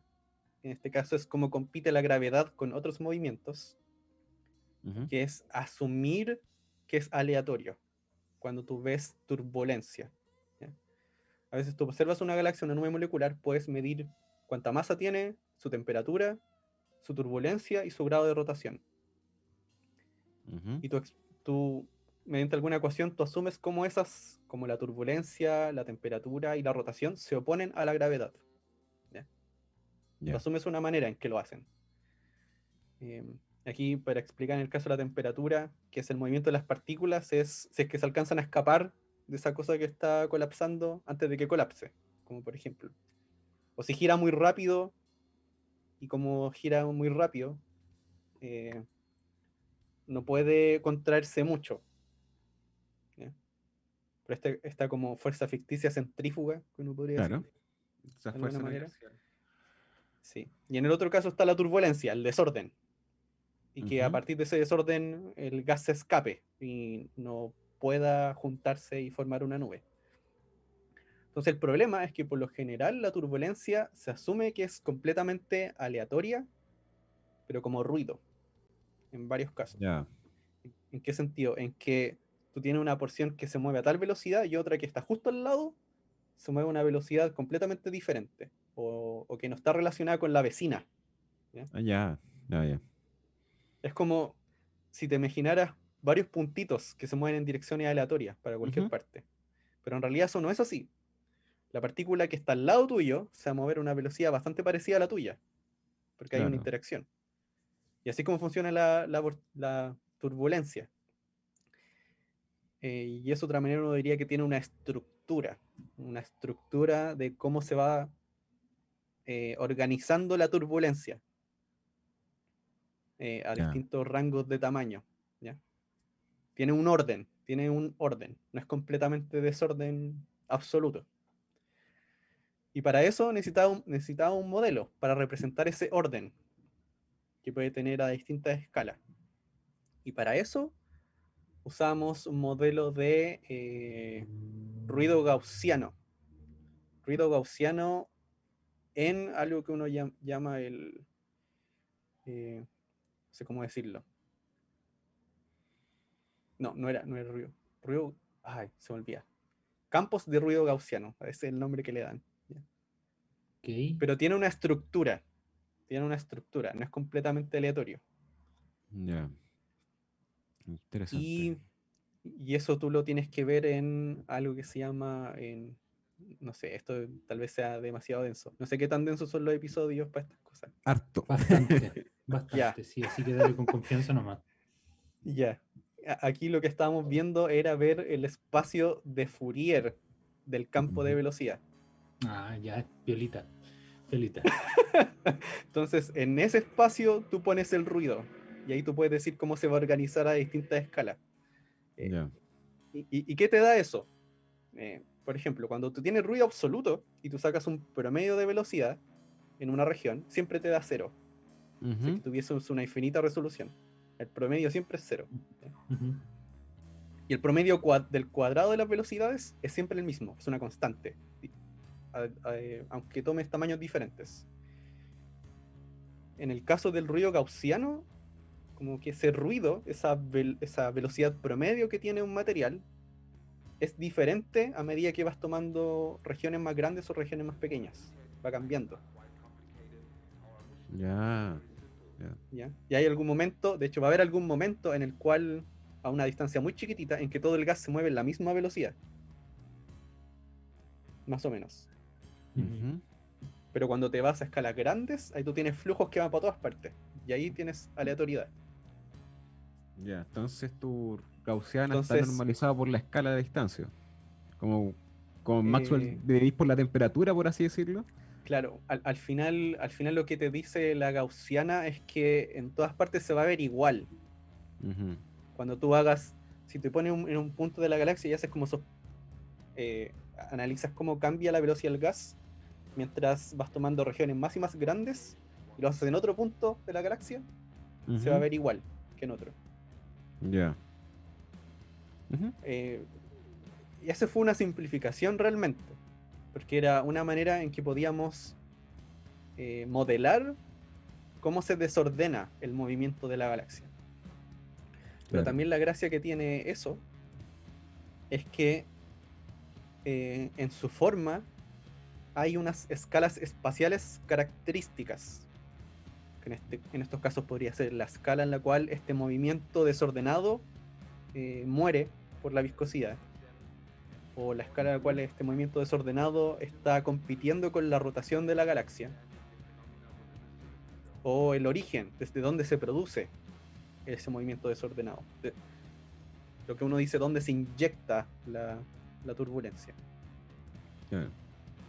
Y desde ahí, desde ese punto, se distribuye en toda la galaxia. Y afecta después al movimiento que uno ve en las nubes moleculares. De ahí hacia abajo. Entonces esa era la gracia. Usar ese modelo para tratar de modelar el movimiento de la galaxia a distintas escalas, que al final es como cómo se mueve el gas viendo la galaxia completa. Va girando por un lado. Pues cómo se mueve el gas, no sé, viendo un cuarto, un cuarto y un cuarto de la galaxia. Y ahí vas a tener combinaciones de rotación y movimientos aleatorios. Y así vas dividiendo la galaxia hasta que te va a pedacitos súper chiquititos, donde ya Ya. solo ves movimiento aleatorio. Y después cuando te vuelve a ir a un punto muy pequeño, un movimiento ordenado en un solo sentido para cada puntito. Esa era la idea. Usar un modelo que tuviese unos parámetros que después pudiésemos obtener aplicándolo en la simulación. Y esa parte fue complicada, porque era Eso difícil mismo te iba a entenderlo preguntar. también. Sí, después era difícil entenderlo y sacar conclusiones porque es como, ya, ¿alguien ha hecho esto antes? No, tenemos que tratar de hacer experimentos de qué pasa con distintos números, cómo se mueve el movimiento del gas. Y de ahí tratar de sacar conclusiones. Pero aún así, siento que hay mucho que no sé de lo que estaba intentando hacer. Mm. Sé lo que se siente. Eso es al final una Sí, investigación científica, pues, eso es una Sí, po. tesis. Está ahí en la frontera de la ciencia y te cuestionáis todo el tiempo, oye, pero esto estará bien. Y no tenéis nada con qué o compararlo. Eso es una de las cosas más frustrantes que sí, pasa. Tenéis que confiar que todo esté y una bien. cosa, sí, y una cosa rara es que después cuando comparábamos cómo se distribuye, en este caso lo que estábamos viendo era la rotación, veíamos la circulación, que es como una Ujú. especie de rotación a distintas escalas, eso veíamos cómo iba cambiando y cómo se distribuía en la galaxia, y si obedecía, si es que se parecía al modelo que estaban usando, con este ruido gaussiano, y se parecía mucho, y yo no esperaba que se pareciera, realmente, porque la distribución tampoco es completamente gaussiana la de la turbulencia. No. También, entonces, o la del desorden, ¿ya? A través de la galaxia. Entonces, que representara tan bien lo que estábamos viendo, también me hace dudar. Sí, esto es Así como una como profecía habrá sido, autocumplida. claro, habrá sido suerte nomás. Y ahí es donde viene la pregunta más, la que yo considero más dura, que se le puede hacer a la gente que trabaja en simulaciones, que es, ya, entonces, ¿cómo podemos comparar esto con datos reales? Es bastante complicado. Eh, ahí, ahí para hacer esa comparación, lo que tienes que, primero necesitas lo que uno llamaría la curva de rotación de la galaxia, Ujú. para ver cómo va girando. También necesitarías tener como un censo de las nubes moleculares de una galaxia, para ver la rotación a la escala más pequeña. Pero además de eso, tendrías que ver el campo de velocidad de la galaxia, o sea, en qué dirección se está moviendo el gas en distintas porciones de la galaxia con distintos tamaños. El problema ahí es que cuando tú ves una galaxia, la velocidad que puedes medir es una, que es si se acerca o se aleja. Ujú. Sería, y sería. Sí. Y estábamos viendo que de hecho cuando tú, si quieres hacer como un símil entre esas dos, si quieres tratar de hacer lo mismo que nosotros hacíamos para las simulaciones, tienes como un factor bien grande de error que se suma a estos datos. Lo bueno, eso sí, es que ese error, si el modelo obedece lo que uno esperaría con estas suposiciones, eh, no debería ser muy difícil sacarlo, ¿ya? Como una constante sumada, más o menos, a los números.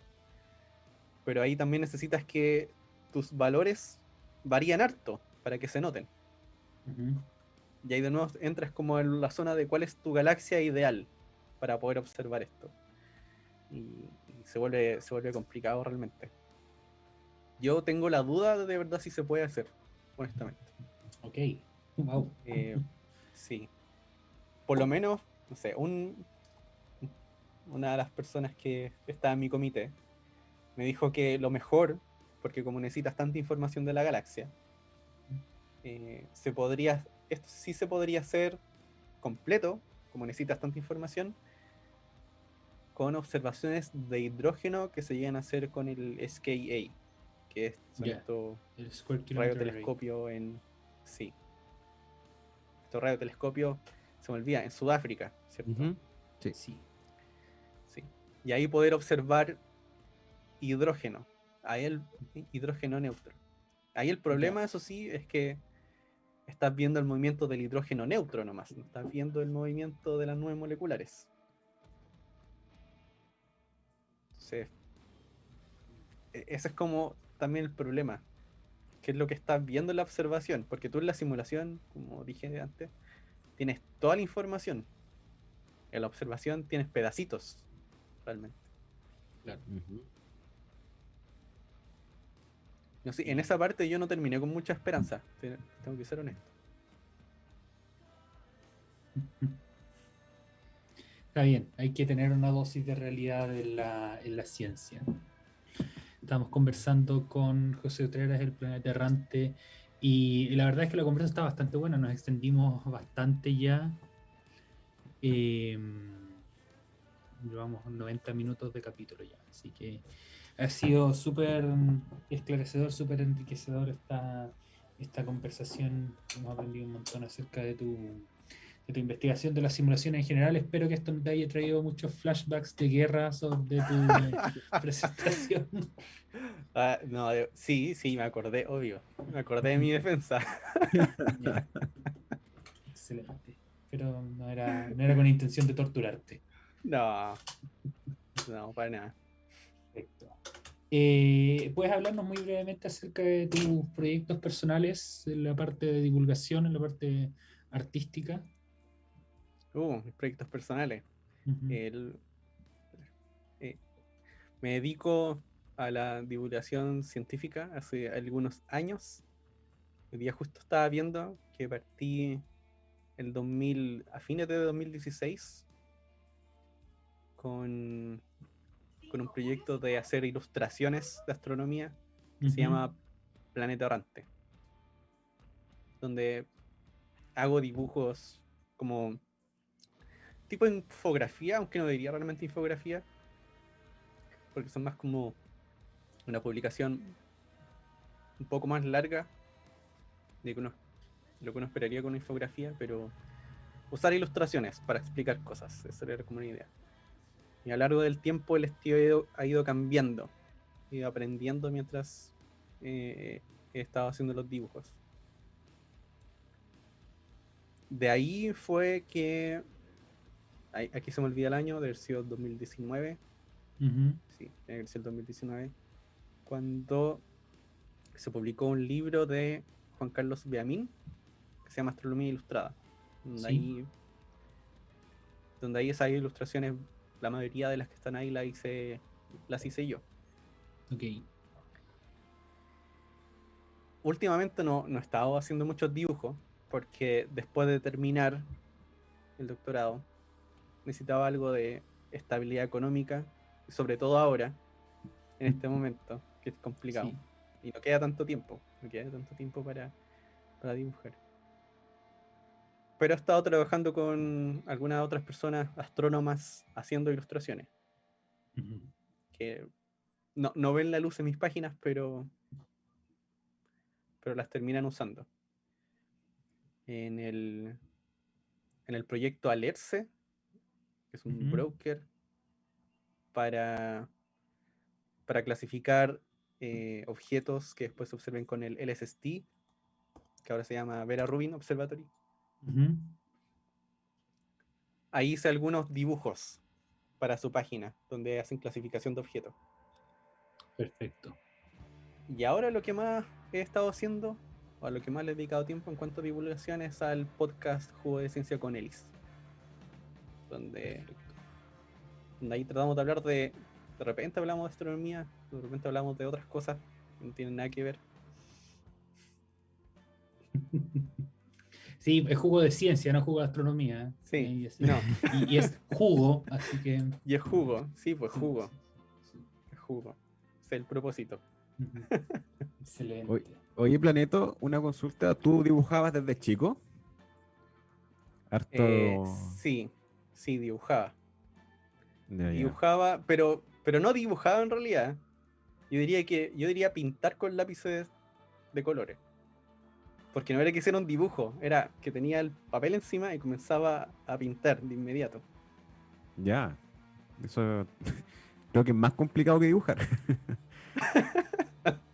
Pero por Sí. lo mismo, nunca eran como cosas muy reales, ¿ya? Ya. Ujú. Entonces, Eran siempre abstracciones nomás. No era como un harta dibujo de un psicodelia detrás. paisaje. Sí, no era un dibujo de un paisaje y nada por el estilo. Oye, ¿y qué te gatilló querer enseñar astronomía a través de tu dibujo slash ilustraciones? Em, Uy, a ver, me gustaba dibujar en la U, por lo menos en el pregrado. Me gustaba tener unos ratos de desconexión completa, donde podía dibujar. Y después ya cuando estaba en astronomía me comenzó a interesar la parte de la divulgación, pero principalmente por lo que veía de otras personas. Ya. Que ahí recuerdo había empezado muy duro la divulgación en YouTube, Ujú. y también había algunas personas que estaban ilustrando. En ese momento ya existía Mola Saber, por poner un ejemplo. Que es, que es Carlos Pasos, un ilustrador también, que tiene unos libros de divulgación científica con dibujo. Y de ahí, entre esos dos intereses de querer divulgar, porque, no sé, tenías esa necesidad de querer hacerlo, al mezclar las dos cosas se dio esto. Se Ya. dio esto de Planeta Errante. Te tengo dos preguntas. Eh, tres. Ya. Tres. Sí, ya me voy a quedar con tres. La primera, bueno, esto en verdad es una discusión que siempre la trato de tener con muchos divulgadores y ahí va la pregunta, ¿por qué es importante la divulgación científica desde tu punto de vista? Y en particular la de la astronomía, que es lo que entrega, así. ¿Qué es lo que entrega? O más que decir que Uh, es lo que entrega, ¿por qué, qué es lo importante? ¿Por qué tú crees que es importante que tú estés enseñando astronomía a las personas? ya. Em, Siento que es complicada la pregunta porque a mi parecer depende mucho o depende un poco del área en específico de la cual uno está hablando. Ujú. Como y la divulgación de cada ciencia tiene, no sé si decir objetivos, pero tiene consecuencias diferentes, de cierta forma. Ujú. En el caso, en el caso de la astronomía, una de las cosas buenas que siento que tiene es poder mostrar cómo a partir de los instrumentos que uno puede hacer, o de la razón, o de pensar, uno puede llegar a entender cosas tan complicadas y tan grandes. Y a veces a partir de eso uno puede tener un momento de reflexión, de ponerse en perspectiva en cuanto a las otras cosas que uno vive día a día, en el caso de la astronomía, por lo menos. Y a veces da ese espacio de contemplación de la humanidad. ¿Ya? Claro. De También que por somos otro lado parte de está ese el, universo. claro, de que somos parte de ese universo y que lo podemos entender. Claro. Y que en el caso de la astronomía es como humanos estudiando el universo, no es como... O a veces me gustaría que eso se entendiera mejor, no sé si se entiende a veces, porque a veces siento que es como, este país hizo esto, que no debería ser así. Ya, entiendo el Pero punto. también, por una necesidad, en el caso de la astronomía también, que es que eh, se menciona mucho como capital astronómica del mundo, pero la astronomía no está inserta en la cultura popular, no está inserta como dentro de la identidad local, salvo tal vez en los lugares donde están los telescopios. Ahí sí hay algo de identidad local respecto a los observatorios, porque están ahí Claro. mismo. Ujú. Pero a otros lugares es como, ah, sí, bacán, tenemos telescopios, pero sería. Ujú. Y ahí en eso, dado como la cantidad de gente que sabe harto que está en Chile, se hace también necesario una retribución más grande. Una retribución que, digamos, sea recíproca en cuanto al nivel de cosas que se pueden hacer, que eso también muestre que se puede entregar un contenido también del mismo nivel al resto de la población para compartir las cosas que aprendemos, porque al final esas cosas que aprendemos las hacemos con dinero que es del resto, no es nuestro dinero realmente. Claro. Y bueno, que también la idea del conocimiento es compartirlo. Sí, pues, claro, que No, no quede para uno nomás, porque exacto. si no, no tiene mucho sentido.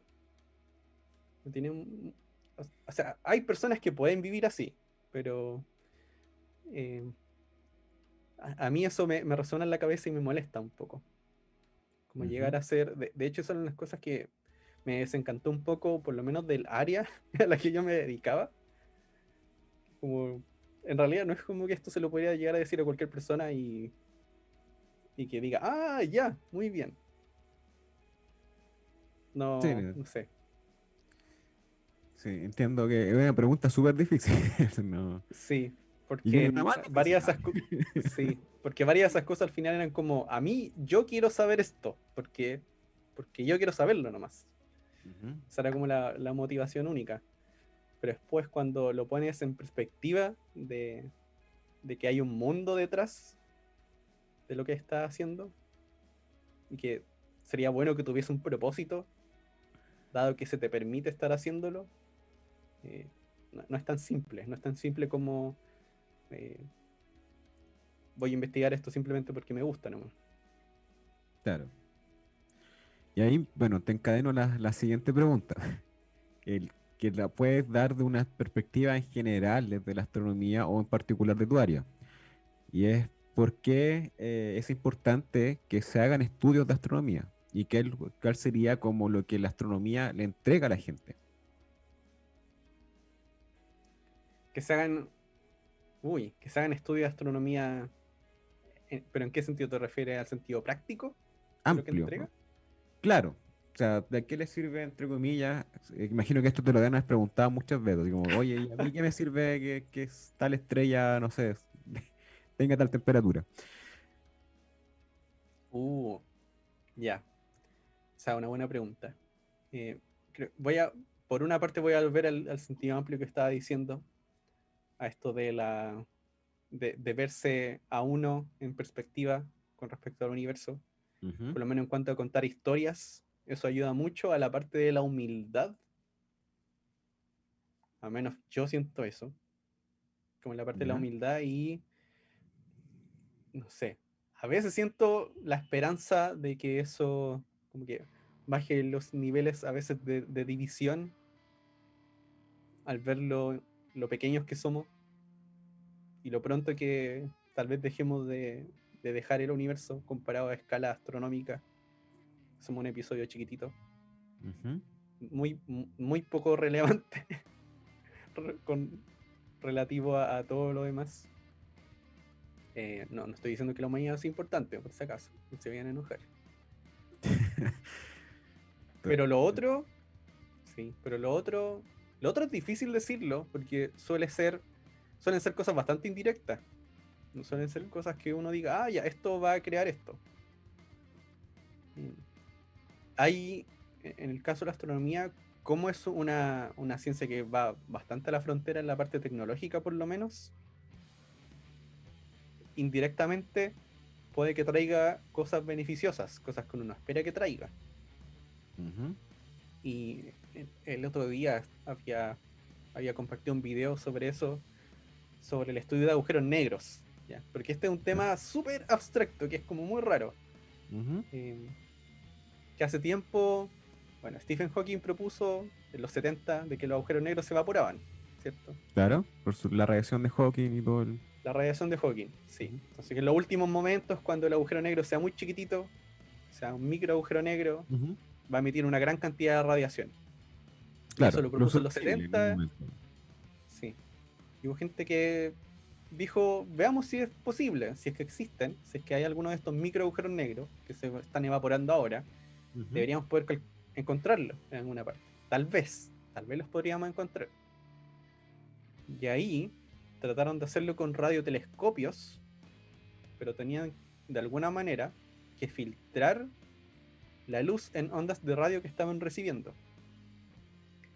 Y para eso desarrollaron un método para hacer transformaciones de Fourier con circuitos que transforman las señales y que después las puede filtrar. Son cosas que ahora se hacen como si fuese, como, no sé, en el día a día, súper simple. Ujú. Y eso, la idea era usarlo para filtrar las ondas de radio, para encontrar estos agujeros negros que se estaban evaporando. No encontraron nada, pero ese mismo, creo que era un ingeniero australiano, que había desarrollado eso para limpiar las ondas de radio, en ese mismo instituto que es el... se me fue el nombre, el de Australia. ¿Cómo se llama? Instituto Canguro para la Astronomía. Oh, ya, bueno, se me fue el nombre. Pero estaban tratando de buscar una manera de poder crear una comunicación inalámbrica que pudiese ser usada en lugares cerrados, con paredes. Ya. Porque ya existía la comunicación inalámbrica, pero el problema era Ujú. que cuando estaba en un lugar cerrado comenzaba a rebotar en todas partes y tenía un desorden absoluto. Claro. Y ahí tuvieron la idea de combinar una cosa junto con esto que ya había sido creado para encontrar agujeros negros. Ya. Y esa tecnología, que tiene un nombre, la patente tiene un nombre raro, pero hoy día se conoce como Wi-Fi. Entonces, parte de esa tecnología, por lo menos una parte, para filtrar la información, fue creada inicialmente con el objetivo de filtrar ondas de radio para encontrar agujeros negros. ¿Ya? Entonces, tal vez si hubiesen encontrado un agujero negro, hubiesen dicho, miren, encontramos un agujero negro que se evaporó, y alguien hubiese dicho, ya, pero a mí qué me sirve saber que se evaporó un agujero negro. Ujú. No le sirve de nada, realmente. Pero en el camino hubo un paso que después alguien dijo, yo puedo usar esto para hacer esta otra cosa. ¿Ya? Y eso a veces pasa, de que tú quieres lograr un desarrollo tecnológico y tú dices, ya, pero para hacer esto necesito primero tener una cosa que pase de A a B, para después ir luego de B a C. Claro. Y suele suceder que hay gente que va de A a B, pero en campos que tú ni te lo imaginas, que no tengan nada que ver. Eh, y eso es difícil de predecir. Difícil de predecir. Sí, o sea, Pero esas son algunas... Sí. no, que entiendo mucho lo que estás diciendo y algo que compartimos. Y por lo menos yo lo trato de hacer presente explicando que, por ejemplo, la gente muchas veces lo que hace un científico para ellos no les sirve, pero sí les sirve mucho para el resto de la comunidad. Entonces, por ejemplo, el cálculo. El cálculo a doña Juanita en su casa no le sirve de nada, pero sin el cálculo el resto de las ciencias no funcionan. Entonces, básicamente, uno hace ciencia para seguir avanzando en la frontera del conocimiento, que una vez que tú sabes cómo funciona el universo, el ambiente, Ujú. etcétera, tú lo ocupas a tu favor y puedes desarrollar tecnología y cosas que te sirvan, po. O sea, hay una cadena de mando, por así decirlo, que es gente que desarrolla teoría, comprueba, etcétera, que extiende las fronteras del conocimiento y ahí va decantando en tecnología. Porque como tú decías, que me llamó la atención, el tema de la descomposición de Fourier de señales, ahora es algo del día a día, pero tuvo que crearse, ¿cierto?, toda la teoría detrás primero para que esto funcionara y día se volviera cotidiano. Y la gente actualmente, mi sensación es que creen que la tecnología nace de forma espontánea, sin que haya como estudios detrás, po. Y esos estudios detrás se generan por lo general gracias a esta ciencia. Ya, aquí creo que ya nos están tirando las mechas, a ver. Eh, ya. Entonces, sí, cortemos. Nos hemos extendido mucho, así que dejémoslo hasta acá y probablemente vamos a tener una segunda versión con Planeto hablando más profundo de esta parte de la ciencia. ¿Algo que decir, Simon? Sí, que es súper interesante hablar de difusión de la ciencia con gente que hace también difusión de la ciencia. Por lo general invitamos a personas que trabajan en ciencia y que hacen difusión en ámbitos muy, o no muy pequeños, pero más pequeños. Bien. Entonces, esta parte de la filosofía de la difusión gente que está bien, bien metida en eso, no solamente como nosotros que lo hacemos al peo nomás, que dijimos ya pongamos un podcast y hablemos de ciencia. No, pero Es broma. esto tiene que ver como con lo primero que también habíamos hablado, po, que uno tiene que relacionarse un poquito con la historia o con las personas detrás de algo para sentir ese nivel de emoción. Y ahí tú necesitas que hayan personas que te lo cuenten. ¿eh? Claro. Y ahí tú como que creas esa especie de relación de tú a tú. Y luego las cosas que comienzas a hablar, que sean de astronomía, biología, lo que sea, comienzan a tener un poquito más de relevancia. Porque se genera a partir de la interacción con otra persona. Ujú, exacto. Muy bien, pues jóvenes, pues vamos a agradecerle y vamos a darle un gran aplauso a José en el Planeta Errante. Si quieren, pueden ir siguiéndolo a sus redes, perdón, en Instagram, como lo pueden ver ahí en el video de YouTube, @el Planeta Errante. Si es que les gusta mucho su trabajo, le pueden dar un apoyo ahí en Patreon también. Tenemos que lanzar el nuestro. Ujú. Está ahí abierto, pero no le hemos hecho mucha publicidad. Es que no te has tomado las fotos, pues, Simón. No, exactamente. Sí. Las fotos de tus pies que hemos ofrecido. ¿Van a hacer un calendario? Con Sí, los pies de ¿Calendario de Simón, cuándo sí. no astronomía? sí, exactamente. Bien. Y en Simón, diciembre no van a aparecer los pies, van a aparecer las canillas también. sí. O sea, va a ser el mes más infartante. O la parte de atrás de las rodillas, todavía no me decido. En fin, muchas gracias José por acompañarnos el día de hoy. Ha sido, como le había dicho, una conversación súper enriquecedora, bien amplia. Tocamos varios temas científicos duros y científicos no tan duros, digamos, de la parte de difusión, que yo considero que es tanto más importante que la ciencia que hacemos en laboratorios. Y agradezco también a Luis por los comentarios, estar acompañándonos, y a Fulgor por el apoyo técnico y por hacer en general esto posible, y a ustedes nuevamente. Ujú. ¿Algún comentario para el cierre? ¿Alguna recomendación que quiera hacer José a quienes nos escuchan? No sé realmente. Siento que me haría autopromoción, pero no sé si eso está Obvio, bien. adelante, adelante. Ya. Solo como aprovechando el interés por Marte, justo estamos sacando unos episodios sobre Marte en el juego de ciencia. Por si quieren aprender un poquito y no están cachando nada. Excelente. Ujú. Súper. Vayan entonces a escuchar Jugo de Ciencia con José y con Elise. Entonces, nos escuchamos, o bueno, ustedes nos escuchan. Si quieren que los escuchemos, ustedes pueden, por supuesto, siempre escribirnos. La próxima semana en otro episodio de Quantum Astronomy. Recuerden pensar críticamente, cuidarse, por favor, dado que al parecer tenemos que lavarnos nuestras propias manos. Estoy seguro que ese dicho no existe, que lo acabo de inventar. Rascarnos con nuestras propias uñas. Ese es el dicho. Ay, me acordé. Bien, sí. La Claudia, mi esposa, se ríe de mí desde el living. Que estén muy bien, cuídense mucho y disfruten la canción de salida. Esto es The Necromancers y la canción se llama Grand Orbiter. Hasta la semana que viene.